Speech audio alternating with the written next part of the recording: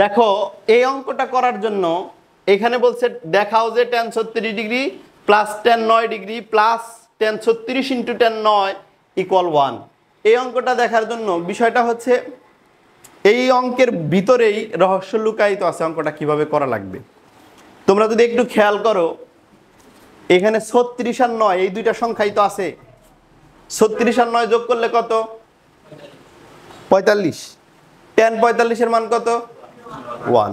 তাহলে তুমি tan 45 রে 1 ধইরা এবং tan 45 কে পরবর্তীতে 36 আর 9 এর যোগফল আকারে লিখে অঙ্কটা করে ফেলতে পারো। দেখো এইভাবে করতেছি আমরা। আমরা জানি এই কথা লিখলে কেউই কারোরই সমস্যা থাকার কথা না। সেটা হচ্ছে tan 45 ডিগ্রি ইকুয়াল 1। সমস্যা আছে কারো?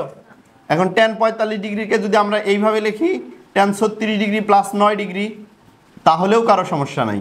এবার tan 36 ডিগ্রি প্লাস 9 ডিগ্রিকে এইভাবে লিখতে পারি সূত্র আকারে tan 36 ডিগ্রি এ আর 9 ডিগ্রিকে বি চিন্তা করে tan a প্লাস বির সূত্র tan a tan b, tan a যোগ tan b by 1 minus tan a tan b।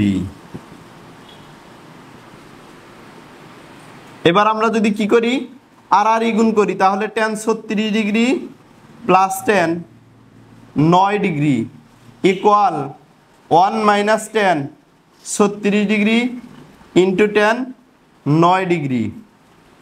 এইবার আমরা যদি সম্পূর্ণটুকু এক পাশে নিয়ে আসি tan 36 degree plus tan 9 degree plus tan 36 degree into tan 9 degree equal 1। তাহলে মিলে গেল না? একেবারে মিলে গেছে।